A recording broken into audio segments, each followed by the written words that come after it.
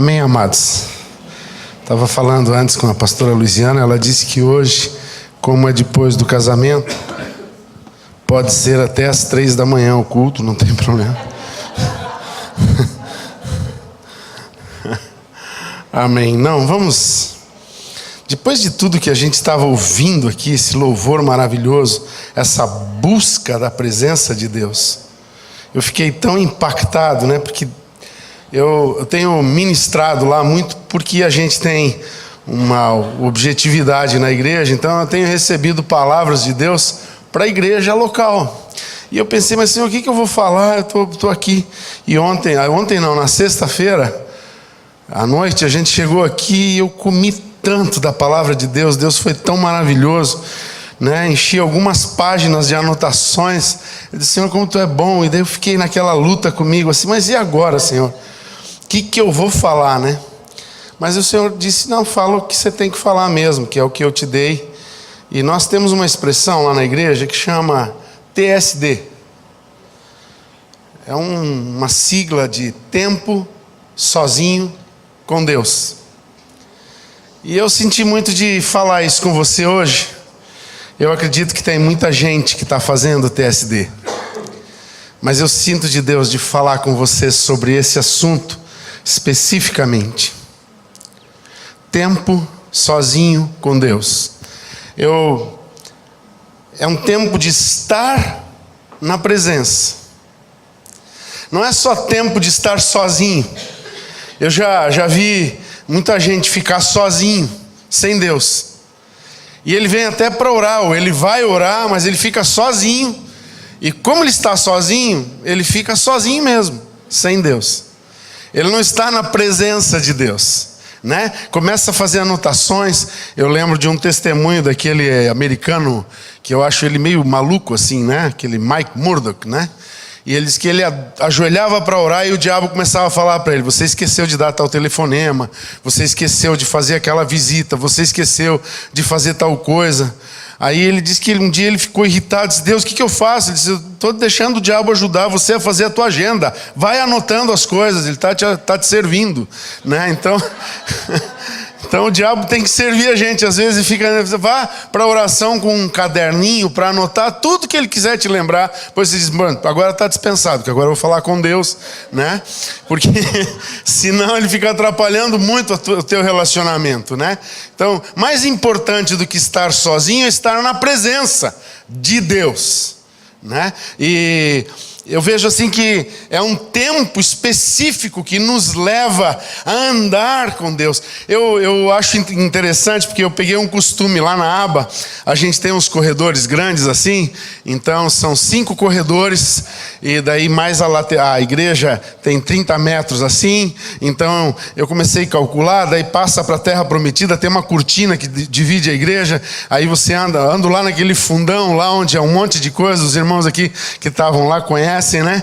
E daí eu fiz um cálculo da metragem, dá 200 metros cada volta na presença de Deus. Então, quando ele me tira o sono, e eu acordo muito cedo, ele me tira o sono, eu digo assim, ó, ficar aqui rolando na cama, fico atrapalhando a Arlene, eu pego o carro e vou lá para a igreja, entro na igreja, tranco tudo, ponho o meu telefone com aquele Spotify, né? E vou andando na igreja, na presença de Deus, andando com Deus, dentro da igreja. Nem preciso fazer caminhada fora, onde pode ser perigoso. Fico caminhando na madrugada lá dentro da igreja. E é muito bom fazer isso, na presença de Deus. Isso leva a gente, a quando para de fazer esse momento sozinho, a andar o resto do dia no Espírito. É impossível você andar na presença de Deus ou você ter uma comunhão com Deus de manhã e o teu dia não ser diferente, né? Tem uma brincadeira que eles fazem, os homens de liderança, né? Se você quer algo diferente, você não pode fazer mais a mesma coisa, você tem que fazer algo diferente. Você quer resultados diferentes, você tem que fazer coisas diferentes. Então eu estou te desafiando a fazer algo muito diferente. E com certeza, esse resultado vai ser notado pelas pessoas lá fora. Vai ser notado quando você chegar no guichê do supermercado para passar a sua compra. Vai ser notado quando você precisar dar a vez no trânsito. Vai ser notado quando você for conversar com alguém, com algum cliente, atender uma pessoa. Vai ser notado que você esteve na presença do Senhor. Né? Eu vou ter que resumir aqui, então já vou pular para um versículo lá do final. Lá, abra comigo lá em Atos, capítulo 4, versículo 13. Só para você perceber como é interessante quando a gente está na presença de Deus. 4:13 de Atos, só vou ler esse versículo, depois você pode ler todo o contexto, né? Desde o capítulo 3 até o desfecho aqui do capítulo 4, ele diz assim: então eles, vendo a ousadia de Pedro e João, e informados de que eram homens sem letras e indoutos, se maravilharam, e tinham conhecimento, tinham certeza de que eles haviam estado com Jesus. Quando a gente está na presença de Deus, isso vai se refletir lá fora. As pessoas vão perceber que você esteve na presença de Deus. Né? E eu quero falar sobre um contexto da história de Moisés, uma parte da história de Moisés, e lembrar, Moisés esteve com Deus. E o rosto dele brilhou por 40 dias. Você já imaginou? As pessoas não, quando ele desceu, as pessoas não conseguiam olhar para o... Ficavam assim, que tem, sabe? Desceu um farol no rosto de Moisés. A presença de Deus. Eu lembro que um dia eu estava conversando assim, tem alguns metidos a cientista lá na igreja, e tinha uma pessoa que estava nos visitando, e ela estava conversando, dizia assim, a Bíblia é um livro muito estranho. Moisés viveu 1500 anos antes de Cristo. Como é que ele pode ter escrito a história da criação? Eu disse, cara, ele ficou 40 dias no monte ouvindo Deus falar. Ele até escreveu pouco detalhe do que Deus falou tudo para ele em 40 dias. Você imagina, 40 dias na presença do Senhor. O Senhor diz assim, senta aí, eu vou falar uns negócios contigo. Quando eu criei... não discuta com a Bíblia, ela sempre tem razão. A água da rocha, o maná e as codornizes eram um sinal ou sinais para o povo de Deus. Há alguns sinais que são nossos, são da igreja. O povo lá fora não vê sinais lá fora. Eles acontecem aqui dentro, né? Você foi batizado no Espírito Santo, a menos que foi num culto de praça pública, que hoje não existe mais. É um sinal nosso, é interno. São coisas que acontecem com a gente aqui. De repente, você recebeu uma graça de Deus, uma resposta de uma oração. É algo nosso, fica particular. São sinais de Deus. E acontecem. Numa dessas manhãs que eu estava andando lá, eu estava andando assim, como eu falei, estava com aquele Spotify aqui no ouvido, né? Só ponho num lado, né? Porque o outro, eu sou aquele cara que gosta de estar envolvido com algo, mas eu estou sempre... E se acontecer alguma coisa, né? Mas eu estava andando e eu comecei a falar algumas coisas para Deus, justamente quando você fica num tempo sozinho com Deus, e você olha para Deus, e Deus vem com a sua presença, acontece algo fatídico, você começa a sentir-se um grande pecador. Não tem como a glória de Deus se aproximar de você e você pensar que isso é grandes coisas. Você começa a se sentir pequeno, e eu comecei a me sentir pequeno, eu comecei a falar e confessar coisas, e dizer coisas, e falar para o Senhor um monte de coisas. Eu cheguei e disse para ele assim, Senhor, eu não sei se tu ainda me amas, se eu ainda, não sei, Senhor, como... Aí mudou a música no Spotify, e ele começou a cantar uma canção de eu que te gerei, eu que te escolhi, eu que te chamei, e começou a cantar aquela música, e eu disse, mas você responde tão rápido também, Senhor, né? Que coisa boa, uma experiência de oração com uma resposta instantânea. É muito maravilhoso você desenvolver um tempo especial para Deus. Nós cantamos, Senhor, tu é tudo e tal, mas ele diz assim, tá aí, Quanto tempo do seu dia esse grande Senhor, esse poderoso, esse majestoso merece? Quanto tempo? Eu creio que Deus quer começar uma grande revolução na história da nossa igreja, a igreja do Brasil. E eu creio, amados, que essa revolução vai começar com algo nosso, pessoal, de cada um de nós, na presença de Deus. Nós vamos começar a facilitar a vida dos pastores. Nós vamos começar a facilitar o culto. Você já percebeu que tem culto que chega aqui? Os ministros de louvor, agora eu vou falar em nome deles. Eles estão ministrando aqui. E eles dizem: Senhor, você não falou que a tua igreja era de pedras vivas? Onde é que elas estão? Só tem pedra morta aqui dentro. A gente não corresponde nem o louvor, amados. Muitos de nós estão no louvor assim. Pior, né? Tem alguns que estão assim.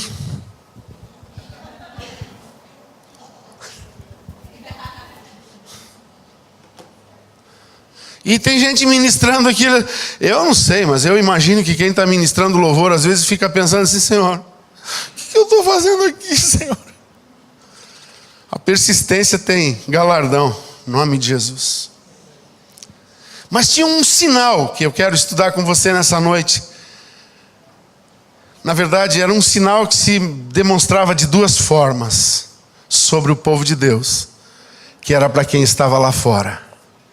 Havia uma nuvem, uma coluna de nuvem de dia. Eu estava conversando com o pastor Aloysio isso daí, ele falou assim: imagine, Haroldo, eram mais de 600 mil homens. Se fossem casados, mais de 600 mil mulheres, mais ou menos 1.200.000. 3 crianças, 3 milhões. Uma nuvem, uma coluna de nuvem que cobrisse 3 milhões de pessoas no deserto. Esse sinal era para as nações que estavam em volta deles olharem para eles e dizer assim: tem um Deus sobre eles. Porque de noite a nuvem no deserto, não sei se alguém já teve experiência aqui, né? Pastor Walter ainda falou de manhã: você quer morar no deserto ou você quer morar lá no Caribe? Eu quero morar no Caribe. Eles vai no deserto. Eu tive uma experiência lá na Namíbia, no deserto. De dia 47 graus, de noite 2, 3, 5 negativos. É ruim. Aí o Senhor inverte a nuvem e ela, em vez de ser uma nuvem de água, se torna numa nuvem de fogo, uma coluna de fogo. Isso era um sinal. Quando os povos diziam assim: vamos atacar, vamos roubar o que eles têm. Aí alguém dizia para o outro assim: escuta, você tem coragem de mexer com um povo que tem um Deus que bota uma nuvem desse tamanho todo dia sobre eles e uma coluna de fogo toda noite sobre eles? Desce lá e vê o que esse Deus vai fazer contigo. Ninguém ia. Amados, existe uma nuvem que fica sobre nós. E nós nem sabemos, ou nem nós notamos essa nuvem. Mas eu quero te dizer uma coisa, né? Tinha uma canção que a gente cantava: eu tenho a marca de Cristo em mim, né? Você cantava isso? Tenho a marca de Cristo em mim. Talvez as pessoas na rua não percebam, porque elas não estão acostumadas com a marca de Cristo. Mas tem alguém que percebe. Não tem um demônio que passe por você que não veja essa marca em você. Então nós estamos intimidados, nós estamos com medo das coisas. Estamos intimidados do diabo, porque falta intimidade com Deus. Quanto mais intimidade com Deus, mais intimidado o diabo vai ficar. Porque ele vai dizer: esse cara tem uma marca sobre a vida dele. Vamos ter cuidado com eles. Olha, o resultado de tudo isso daí, na vida de Moisés, daquele povo, foi um tempo sozinho com Deus. Só que foi um tempo bem prolongado, 40 dias, né? Como eu falei antes ali. Mas vamos ler Êxodo 33. Eu quero ler um pouquinho aqui. Eu não sei se era do louvor, mas vou compartilhar aqui para a glória de Deus. Desse líquido maravilhoso. Êxodo 33, 12 em diante diz assim: disse Moisés ao Senhor. Estou lendo na NVI, talvez seja um pouco diferente da que você está usando, mas quem está com a NVI vai ver que é igual à minha, né? Disse Moisés ao Senhor: tu me ordenaste, conduza este povo, mas não me permite saber quem enviarás comigo. Disseste, eu o conheço pelo nome, e de você tenho me agradado. Se me vês com agrado, Moisés falando com Deus, hein? Olha, momento sozinho com Deus. Revela-me os teus propósitos. Amados, eu não sei você, mas eu percebi que eu fazia muita oração hipócrita. Muita oração ridícula. Depois eu fico rindo de mim mesmo. Não sei se você já viveu essa experiência, mas às vezes eu fico assim, mas eu era muito engraçado, né? Jesus. Não tem aquela pessoa que vem do interior para a capital? Vou para o Rio de Janeiro, daí chega aqui, é o Jeca, né? Faz tudo atrapalhado, tudo errado. Tem medo do metrô, fica correndo das coisas. Porque ele não conhece nada. E às vezes a gente chega na presença de Deus e age assim. A gente fazia aquelas orações. Eu lembro que eu ia para umas vigílias no morro, lá em Blumenau era muito comum umas vigílias no mato assim, né? Aqui não sei se vai, porque aqui é perigoso. O cara vai para o mato, não sabe se vai voltar, né? Lá a gente é uma cidade pequena, a gente vai para o morro e tal. E o pessoal vinha para a igreja, pastor, nós estávamos lá orando. Eu comecei a ir com eles, vamos lá. E realmente, um dia as árvores ficaram fosforescentes. A floresta ficou toda fosforescente. Que coisa gloriosa, eu peguei um pedaço daquele galho, assim, quebrei de uma árvore, botei dentro da minha Bíblia, cheguei em casa 3 horas depois e abri a Bíblia para a Arlene, assim, e aquilo estava fosforescente ainda. Maravilha, que coisa extraordinária, que experiência. Mas no outro dia eu comecei a observar aquelas pessoas, e tinha um casal lá que estava em adultério, continuava em adultério. Tinha um rapaz que era dependente químico, e ele continuava usando droga. Eu disse, mas Senhor, a tua presença estava lá. Mas aí eu comecei a prestar atenção na oração quando eles chegavam lá. Tinha 2 ou 3 sinceros lá, né? Que confessavam pecados, oravam. Mas tinha um que orava e ele dizia assim, oh Deus. E ele estava do meu lado, ele passou a noite dizendo, oh Deus. Dava a impressão que ele ligou um negócio, ficou em stand-by assim, a mente desligou e ele ficou, oh Deus. Ele não estava consciente. É engraçado, mas você já percebeu que muitas vezes nós oramos uma coisa automática, a gente entra na oração no piloto automático. Observe, tem pessoas que vão orar pelo alimento. Senhor, muito obrigado por esse dia. Não, é pelo alimento, irmão, agora. Pelo dia você tinha que começar de manhã. Mas é no automático. Tinha um rapaz que era tão automático que ele chegava muito tarde da faculdade, ia começar a trabalhar cedo, ia para a faculdade à noite, chegava cansado em casa, aí ele tomava aquele banho, deitava na cama, ele dizia assim, Deus, orar ainda. Ele escreveu uma oração. Um dia ele se esforçou e ficou ali, orou, escreveu a oração, colou na cabeceira da cama. Aí toda noite ele chegava e dizia, Deus. E dormia. Porque não ia fazer diferença a oração dele, se estava em stand-by, se ele estava consciente ou não na oração. Sabe, eu tinha um amigo, hoje ele é deputado, mas ele orava assim, oh amantíssimo. Parecia o Chaves, amantíssimo. Né? Mas eram umas palavras assim jogadas ao vento, parece que estão adorando, mas se Deus quer falar, a pessoa não está prestando atenção em Deus. Quando Deus começou a falar isso comigo, amados, a primeira coisa que aconteceu foi que eu entrei em crise. Tenho 21 anos de pastorado como pastor, e antes disso trabalhava na obra há muitos anos. Mas eu percebi que eu não tinha intimidade com Deus. E eu lembrei de Moisés dizendo, como eu vou conduzir esse povo, Senhor? Então me revela os teus propósitos. Eu descobri que eu posso ir para uma oração com Deus, dizer assim, fala o que você quer fazer. Tem essa igreja toda aqui, o que você quer fazer com essa igreja? O que você quer fazer com as nossas igrejas abas ao redor? Quais são os teus planos? Fala para mim. E eu aprendi com Moisés assim, se eu tenho te agradado, para que eu continue te agradando. Você percebeu isso no texto que você está lendo aí? Se você me revelar os propósitos, eu posso continuar te agradando, não vou me desviar, vou ficar mais íntimo teu, vou fazer realmente o teu coração feliz. Crises geram mudanças. E eu espero estar criando uma crise na sua vida hoje à noite. Porque uma crise vai gerar uma mudança. Talvez você já esteja íntimo de Deus, mais até do que eu. Deus seja louvado pela sua vida. Mas se você era um crente, como diz o pastor Bob, Haroldo, você tem que deixar de ser um crente mediocre. Ele queria dizer medíocre, né?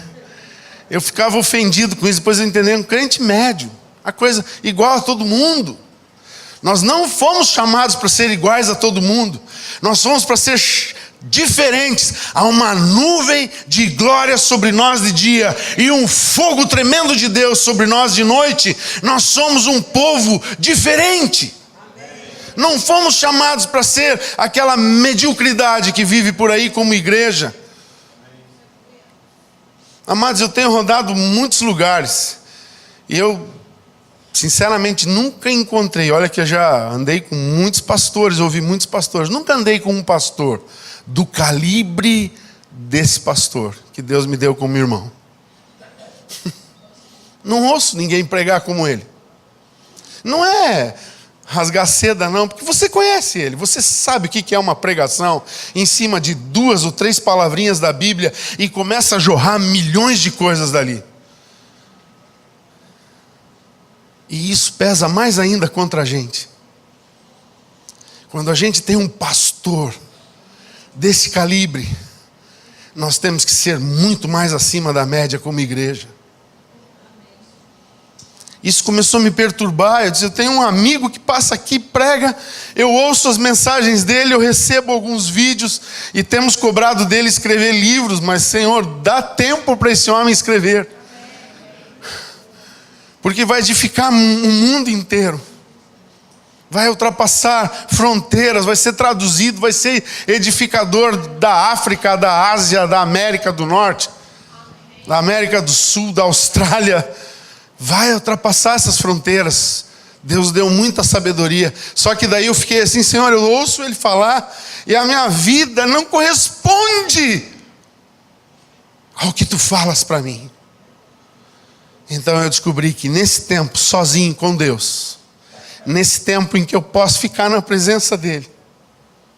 Há uma canção do Dom Moy, né, que foi traduzida por um quarteto aí no Brasil, que eles diziam, eu só quero estar onde tu estás, habitar em tua presença. Você conhece um lugar melhor, amados? De esquecer. Eu lembro que tinha uma época que eu me preocupava com quanto tempo eu orava, porque eu dizia, nossa, eu estou orando, Senhor, estou orando, orando.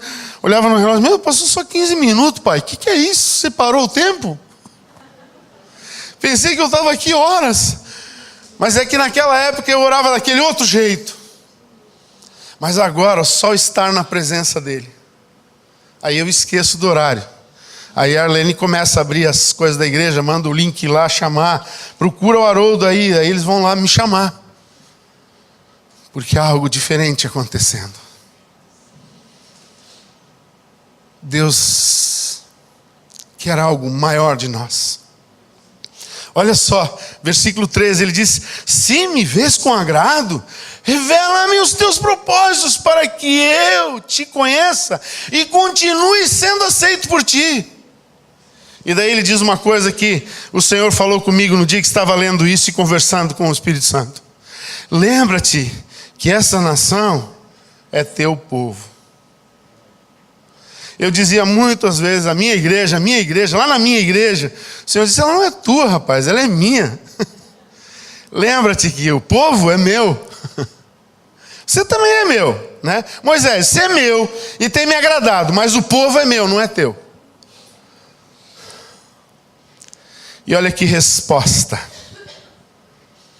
Deus dá para ele no versículo 14.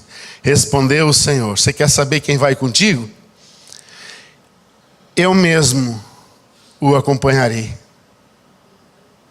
e lhe darei descanso. Eu lembrei de Jesus dizendo: meu fardo é leve, meu jugo é suave. Vinde a mim todos vós que estáis cansados e sobrecarregados, e eu vos aliviarei. Aprendei de mim que sou manso e humilde, e encontrareis descanso para a vossa alma. Senhor, estar na tua presença é que traz descanso. O escritor de Hebreus, no capítulo 3, diz que, discutindo sobre sábado não é sábado, assim, ainda há outro descanso. Esse é o descanso do Senhor. Hoje de manhã o pastor Walter falou sobre isso, e depois nós conversamos ainda sobre uma experiência que ele teve íntima com Deus, nessa fase que ele viveu, quanto à eternidade. O que é isso? Eternidade. Você já parou para pensar? Eternidade. É muita coisa. Você consegue medir? Eternidade?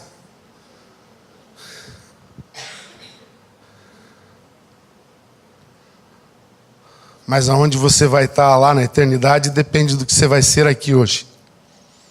Depende de com quem você vai andar aqui nessa terra hoje. Então Moisés lhe declarou: se não fores conosco, não nos envies.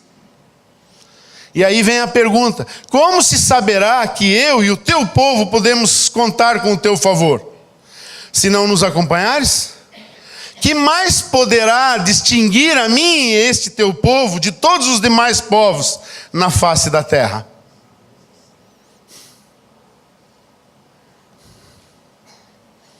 O Senhor disse a Moisés: farei o que me pede, porque tenho me agradado de você e o conheço pelo nome. Então disse Moisés: peço-te que me mostres a tua glória. Deus continua falando: diante de você farei passar toda a minha bondade. Deus não estava falando assim: agora quando eu for passar aqui, vou passar a minha bondade. Ele disse: não, diante de você farei passar a minha bondade. Enquanto você viver nessa terra, Moisés, eu vou te mostrar a minha bondade. Você lembra quantos adversários se levantaram contra Moisés? Quantos prosperaram contra ele? Nenhum. A bondade do Senhor nos seguirá todos os dias da nossa vida. Salmo 23, 6. Certamente que a tua bondade e a tua misericórdia nos seguirão todos os dias da nossa vida. O Senhor faz a sua bondade andar com a gente.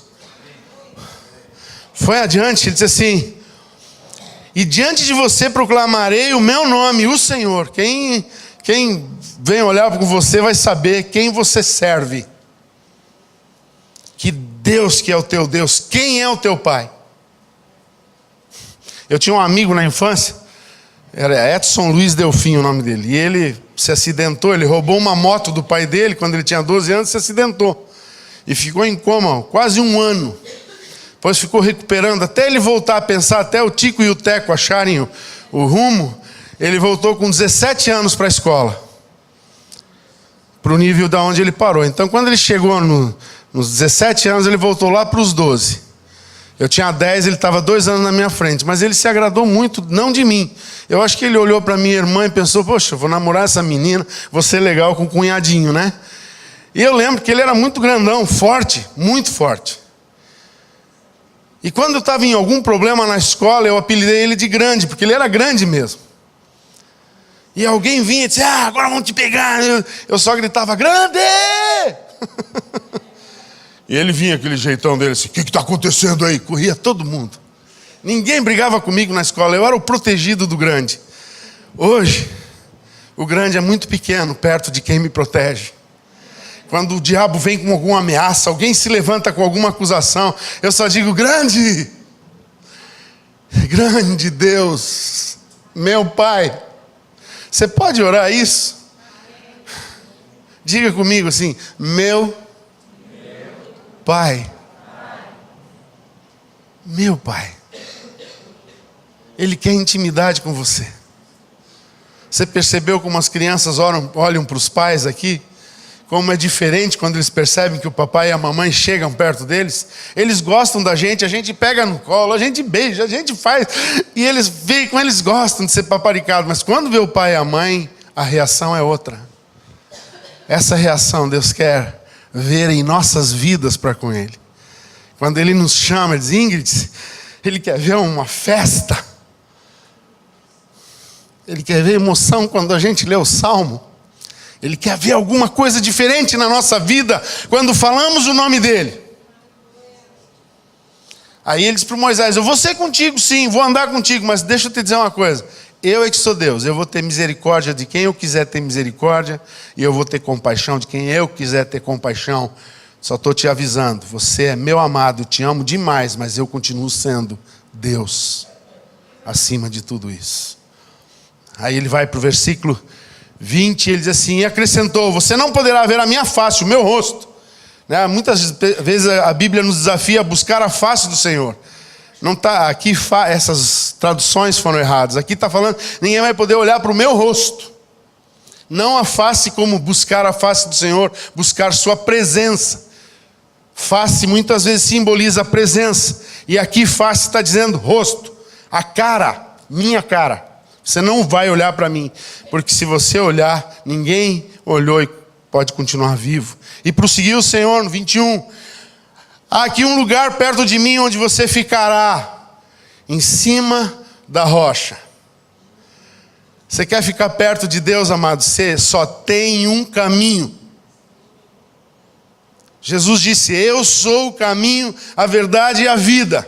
Ninguém vem ao Pai senão por mim. Não dá para entrar na presença do Pai se você não estiver firmado em Cristo. Não dá para fazer assim, eu gosto mais do Deus que é Pai, Ele é maior que o outro Deus. Não existe. Se você não for por Cristo, você não chega no Pai.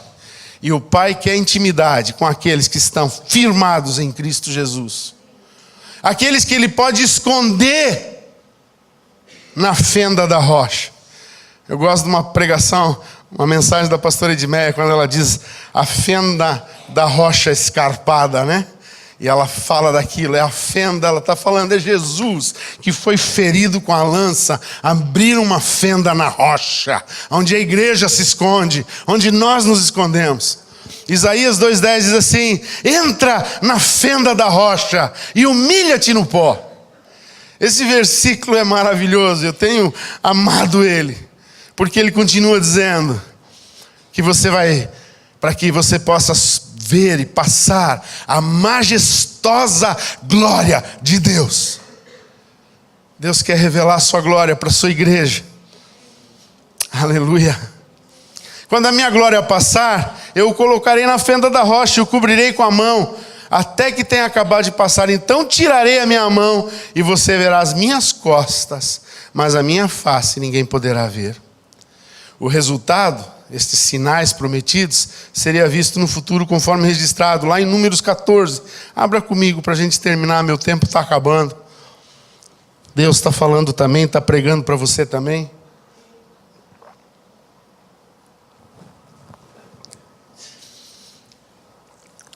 (14 e 13) de Números diz assim: Moisés disse ao Senhor: então os egípcios ouvirão que pelo teu poder fizeste este povo sair dentre eles, e falarão disso aos habitantes dessa terra. Eles ouviram que tu, ó Senhor, estás com este povo, teu povo, e que te veem face a face. Aqui buscam a tua presença, te veem, andam na tua presença, Senhor, e que a tua nuvem paira sobre eles, e que vais adiante deles numa coluna de nuvem de dia e numa coluna de fogo de noite. Com certeza Deus se revelará a quem buscar a Ele de todo o coração. Em um encontro com Deus sempre somos expostos.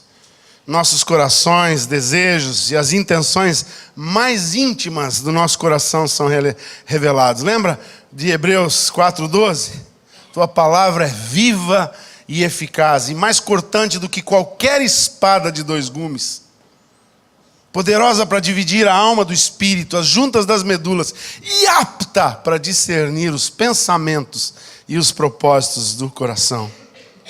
Quando Pedro, depois daquela pesca maravilhosa, de ouvir aquela pregação no barquinho dele, vai e obedece à voz e à palavra de Jesus, e tem aquela pesca maravilhosa, a primeira grande pesca, que ele teve que chamar o barco do sócio: vem aqui que vai afundar esses 2 barcos. De repente ele caiu em si, e em Lucas 5,8 diz assim: quando Simão Pedro viu isso, prostrou-se aos pés de Jesus e disse: afasta-te de mim, Senhor, porque eu sou um homem pecador. Amados, vai vir o momento de buscar a presença de Deus em que você vai se sentir fedido. Tua carne vai aparecer. Teus pecados serão lembrados. Você vai lembrar de coisas que você fez. Você tinha esquecido. Deus vai trazer a tua memória. E você vai dizer assim: agora, persevera, confessa, deixa tudo na presença dEle. Porque é um processo. Sem esse processo não há santificação. Sem passar por essa remoagem não existe mudança. Foi bem diferente com Caim. Você lembra da história de Caim? Gênesis 4,16 fala que depois de Deus ter alertado ele: olha, o pecado jaz à tua porta, cabe a ti dominá-lo. E Deus foi aconselhando e fazendo assim esse momento de comunhão, e ele optou por não comunhão com Deus. Quando ele foi confrontado, ele fugiu da presença de Deus. Quando o Espírito Santo te confrontar nesse momento sozinho com Deus, não pare, vá em frente. Porque Ele vai falar dos teus pecados, mas Ele vai falar porque Ele quer te livrar deles, Ele não quer te condenar. João 3,17 diz que para isso se manifestou o Filho de Deus, não para condenar o mundo, mas para que o mundo fosse salvo por Ele. Quando Jesus encontra uma pessoa, os pecados são expostos, mas a salvação também acontece. Talvez até você esteja se sentindo assim hoje à noite aqui. Mas Deus está dizendo assim: é assim porque eu quero te salvar. No versículo 16, Gênesis 4 diz assim: então Caim afastou-se da presença do Senhor e foi viver na terra de Nod, a leste do Éden. Nod significa exílio, isolamento, peregrinação. Foi viver longe de Deus, afastado de Deus, sem Deus. Um momento desses é um desafio para a nossa vida. Deus está falando com a gente hoje à noite, eu creio, falando muito comigo. E espero que esteja falando alguma coisa proveitosa para você. Talvez você se assuste quando a presença dEle vem e a luz chega. Você se levanta e se diz: nossa, estou sujo aqui. O Senhor está passando e eu estou todo sujo, porque a luz vem e os pecados aparecem. As nossas sujeiras aparecem. Mas Ele não revela estas coisas para nós, para nos acusar. Só para nos dar consciência do poder dEle. E do que Ele está nos livrando. Do preço que Ele pagou por cada uma destas coisas que podem vir à tua mente. Eu lembro que veio na minha mente pecados de muitos anos atrás, da minha adolescência. Pecados que eu fiz em negócios, coisas que eu fiz ilícitas e que para mim tinha passado. Disse: Deus, aconteceu, me arrependi. Mas sabe aquele arrependimento sem uma confissão? E de repente eu disse: Senhor, eu preciso confessar. Eu lembro do mal que eu fiz, eu lembro que isso foi errado. Eu lembro desse pecado, eu lembro dessa frase que magoou alguém. Sabe, eu tenho feito uma coisa interessante, eu tenho ligado para algumas pessoas para pedir perdão, para corrigir. Às vezes a gente fala alguma coisa que está errada. Eu sou passível de errar. E quando o Senhor me traz à tona, Ele está dizendo: Haroldo, você vai ser diferente. Não porque você não erra, mas porque você sabe consertar os erros. Deus está nos chamando para um período de diferença. Não tem como andar na presença dEle se Ele não for o primeiro. Eu não sei quem vai tocar, se vão tocar alguma coisa agora. Eu queria, se você me permite, meu amado irmão Aloísio, né? Há amigos mais chegados que irmão, e alguns que são mais irmão que amigos e mais irmão que qualquer coisa, né? E Deus dá, e a gente nem merece. A gente não merece, mas eu quero te dizer, eu queria que você ficasse de pé agora. Talvez tenha alguém que veio aqui hoje e disse: poxa, não pensei que ia ser tão duro que se eu viria aqui hoje. Mas diz assim: Senhor, eu preciso de uma aliança contigo. Eu quero te reconhecer como meu Deus. Eu quero ter essa intimidade contigo. O Senhor está aqui hoje para fazer alianças. Aliás, foi para isso que Ele veio. Para quebrar as nossas maldições e fazer uma aliança eterna. Diz lá em 1 Coríntios 10, um texto impactante também.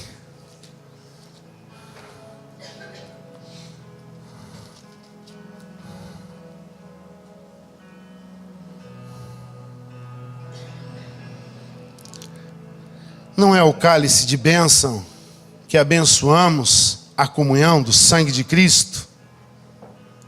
E não é o pão que partimos a comunhão do corpo de Cristo? Porque nós, sendo muitos, somos um só pão e um só corpo, pois todos nós participamos do mesmo corpo. Jesus veio para fazer aliança, para te chamar para dentro dele, para ser um com Ele. O Senhor está te esperando, Ele te ama há muito tempo. Ele tem te cercado com o amor dEle, para dizer: vem filho, vem filha, eu quero te dar